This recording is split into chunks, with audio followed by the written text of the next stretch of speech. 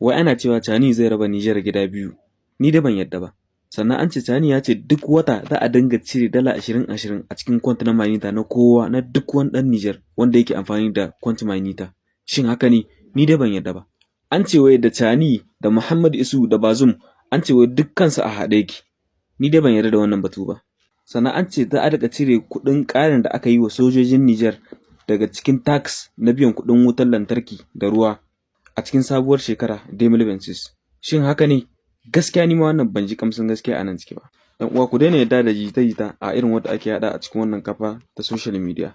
Duk abin da ake yaɗa a cikin social media ba kowanne yake na zahiri ba, ba kowanne yake gaskiya ba, ba kowanne kuma yake asali ba. Mu daina aiki da abin da mu gani a social media kai tsaye ba tare da mun tsananta bincike ba akan abin da ya faru.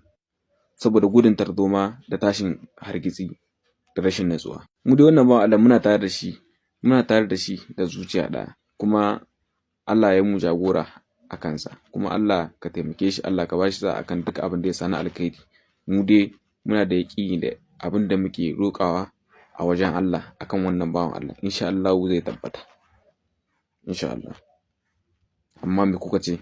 Ku rubuta mana a comment section domin na ji ƙarin bayanai daga gare ku, da irin kuma yadda kuka ji wannan rahotannin da na kawo muku na jita-jita na ƙanzon kurege. Shin wai me za ku ce a kansu?